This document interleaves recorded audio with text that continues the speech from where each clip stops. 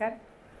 काल संसदीय विशेष अधिवेशनामध्ये नारी शक्ती वंदन विधेयक पारित होऊन लोकसभा व विधानसभा स्तरावर महिलांना नेतृत्व करण्याची संधी मिळणार याची आतुरतेने वाट बघत असलेल्या भारतातील तमाम लाखो करोडो महिलांचा काल निराशा आणि त्यांचा घोर अपमान विरोधी पक्षाने केलेला आहे. या विरोधी पक्षाच्या या काँग्रेस, उभाटा व सर्वच नेत्यांचा आम्ही तीव्र शब्दामध्ये आणि भारतीय जनता पार्टीचा महिला मोर्चा म्हणून आम्ही जाहीर निषेध करत आहोत. अनेक वर्षापासून प्रलंबित असलेली ही मागणी या देशातील महिलांनाही या देशाचं नेतृत्व करण्याची लोकसभेमध्ये, विधानसभेमध्ये त्यांच्या हक्काच्या जागा असाव्यात आणि त्यांना संधी मिळावी यासाठी वाट बघत होत्या.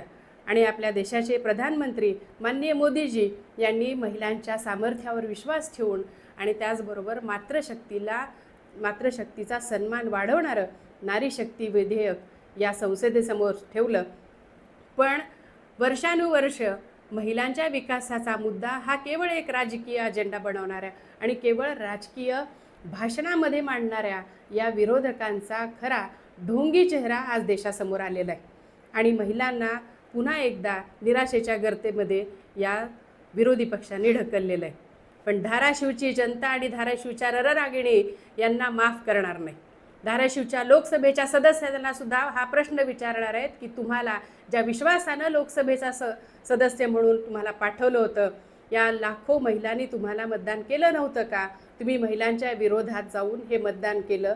आज धाराशिवच्या तळागाळातल्या समाजातील सर्व स्तरातील महिलांपर्यंत आम्ही भारतीय जनता पार्टीच्या महिला जाणार आहोत आणि तुमचा हा ढोंगी चेहरा जनतेसमोर उघड करून आपण आगामी काळामध्ये हा विषय जास्तीत जास्त तीव्रतेने महामहिम राष्ट्रपती द्रौपदीजी मुर्मू यांच्यासमोर ठेवणार आहोत.